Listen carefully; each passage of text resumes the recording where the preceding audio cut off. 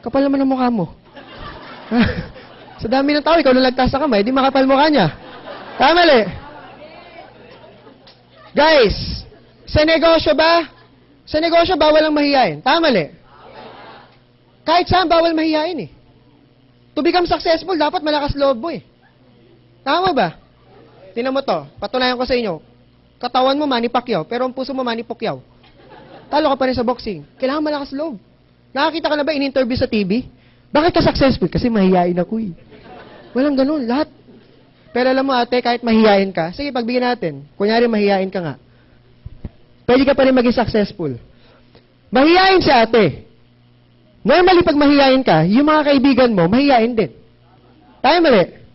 Tanong, pag inimbitahan mo yung kaibigan mong mahiyain, sasama sa'yo. Sasama, bakit? Mahiya sa'yo eh. Di ba? O pinatid mo na, kaibigan mong mahiyain. Di ba? Magjo-join ba yan? Mahiya sa'yo eh. Oh, ay di dumadami kayo ngayon. Puro mahiyain. Okay?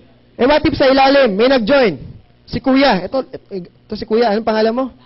Kuya Dante. Eh grabe po. Sa mahiyain, ang tawag po namin dyan, tarsier.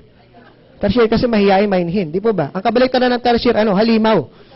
Si Kuya Dante, halimaw po yan. Mga lahat nire-recruit. Nasa na yan? Mga tao. Naghanap ng mga tao palagi. Di po ba?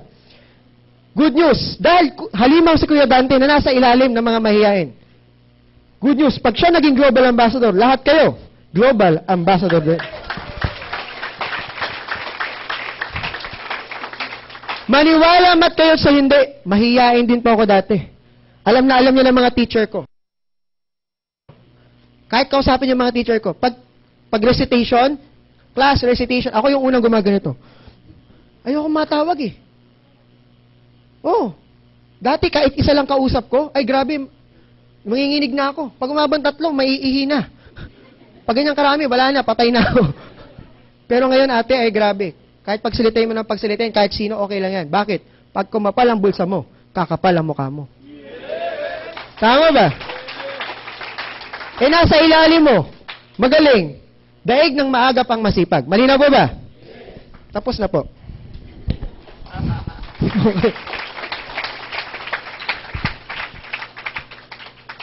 Tanong, bago tayo maghiwa-hiwalay, sino po dito ang interesado sa produkto? Sino po dito ang interesado sa negosyo? Sino po ang interesado sa akin? Lalaki nagtaas ng kamay.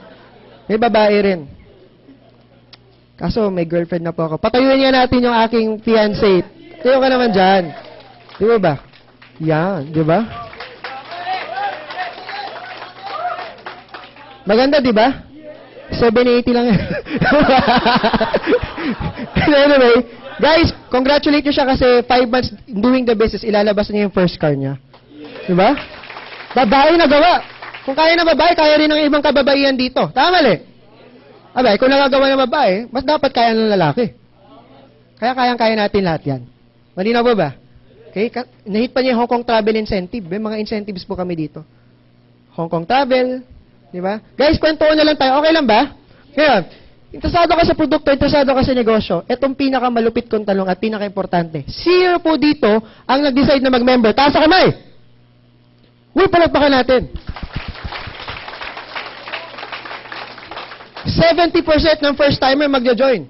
But the remaining 30% hindi nagtaas ng kamay. Okay? Ang gulo niyo kausap, no? Produkto, negosyo. Sino mag-join na? Siya. Nagtuturo eh. Naintindihan ko kayo, bakit? 5 years ago, hindi nila ako nagtaas ng kamay. Isa ako sa hindi nagtaas ng kamay. Bakit? Dami ko iniisip eh. Tama ba? Bakit di ka makapag-decide? Simple lang. Hulaan ko. Okay na ba manghula? Guys, pasensya na kayo sa sulat ko ha. Kasi, tinanong ko nga sa mama ko, ang pangit na sulat ko. Sabi ko, ma, ba't ang pangit na sulat ko? Kasi pangit na sulat mo. Sabi ng mama ko, magaling sumagot. Okay lang yan, anak. Kapag pangit ang sulat mo, kabaliktaran na itsura mo. Kaya pangitan niyo yung sulat niyo. Okay. Para pare-parehas tayo. Ano? Guys, baka meron ka pang takot at duda. Okay, inisip mo, hindi mo to linya. At pinakahuli, wala akong pira. Okay? Yan ang tatlong major reasons bakit di ka makapag-join. Tama, mali? Sagutin natin isa-isa. Okay lang po ba? Guys, huwag ka matakot maglabas ng 7980. Dahil matagal ka na naglalabas dyan, pero wala nangyayari. Tama ba? Guys, in 5 years time, ang kinita ko dito, 25 million. Huwag ka mag-join. Balik ka rin natin. Di ba lagi ko sinasabi mag-join ka? Balik ka rin natin. Huwag ka mag-join. Sayang pera mo. Bili mo lang ng cellphone yung 780. Tama? Pag binili mo ng cellphone 780, pustahan tayo next year. 2,000 na lang yan sa Green Hills. Tama ba? O baka next year sira na yan. O baka manakaw yan. Tama ba? O baka mawala, ma-misplace. Okay, lagay mo na lang sa bangko. Pero pustahan tayo. Walang tubo yan. Tama ba? Guys, pag hindi ka nag-join, hindi ka mawawala ng 780. Ang mawawala sa'yo, yung chance na kumita ng 25 million katulad ko.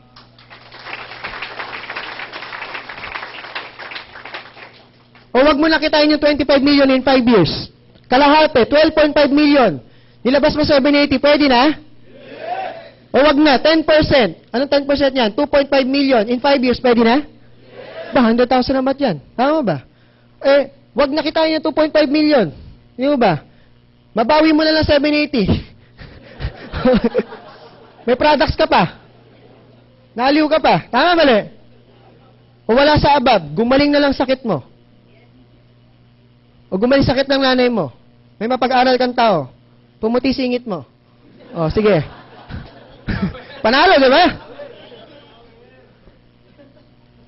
May pilosopo, sabi sa akin, ay nako, paano ko mabawi 780? Paano kung yung products hindi ko mainom? Barado esophagus ko. Pilosopo, di ba? Eh, nawala ko yung certificate na medical check-up. May certificate kasi ako kunin dyan. Ay, yung scholarship na basa. Eh, hindi ako marunong mag-internet. Ayoko bumili ng products. Ayoko magbinta. Paano ko mabawi? Alam mo sabi ko, pilosopo, di ba? Pilosopoy mo na rin. Simple lang po. Tumawid po kayo sa highway nakapikit. May 200,000 po kayo. So ba yun ba? Ano ba? Eh, pilosopo, paano kung di ako mamatay? 10,000. Okay. Tama? May 10,000. Bawi-bawi. Tama ba? Guys, takot at duda. Parang pagkain lang ang global. Ang pagkain, paano malaman kung masarap? Tikman mo. Kung hindi masarap, ilawa mo. Eh kung masarap na masarap, lamunin mo. I-take home mo pa. You will never know what will happen until you try. Lahat na nagiging successful, nagtatry. Tama po ba? Guys, duda? Walang yung... May nakita ka na bang ganito? Pare, si Mari, laki ng bahay. Bakit? Puro duda yan eh. Walang ganun. Ang tao yung mayaman dahil walang duda. Mali. Pangalawa, kung linya ang pag-uusapan, guys, kung hindi mo to linya, lalo na ako. Dati ako artista eh. Dati pa akong janitor. Hindi ko to linya. Ito, nakaka-insulto, tawa na ako to. Hindi ko to linya. Lahat tayo dito, hindi natin to linya. Tama ba? Eh, lalo-lalo na yung guest sa likod. Taas naman ang kamay dyan, di ba? PBA Superstar, Mr. EJ File. Nakaupo pa yan, ha? Nay, nakahiga na yan. Eh, grabe. PBA Superstar, ginagawa negosyo. Eh, ikaw, Dota star ka lang. Dota player ka lang, di ba? Di ba? Walang linya-linya dito. Kung saan tayo kikita? Yung iba nga nag-abroad eh. Iniiwan pamilya eh. Eh, what hindi mo na kailangan iwan ng pamilya mo? Same global pa lang. Kikita ka na ng malaki. Tama mali. Sino rito linya magbenta ng balot? Taas kamay. Ate Ira at Ate JC, sa beauty nyo yan, magbenta kayong balot. Kaya nyo? Hindi, di ba? What if sweldo mo, 300,000 naman, magbenta ng balot? Sino babae gusto magbenta ng balot? 300,000 naman. Nasaan yung balot? Yung mga pampenoy. Mapahiya ka na sa ibang tao, wag lang sa pamilya mo. At sa pangarap mo. Tama ba? Mapapahiya ka ba sa global? Nakakatulong ka ba sa ibang tao, kumikita ka pa. Palakpakan natin. Pinakauli. Sino rito ang gusto mag-join pero problema niya yung 7 and 80, taas sa kamay? Huwag po mahiya. Sige, huwag kayong mahiya. Solusyonan natin yan. Sige. Sa mga nagtaas sa kamay, huwag kayong magtaka. Kung problema nyo ngayon this year. Bakit?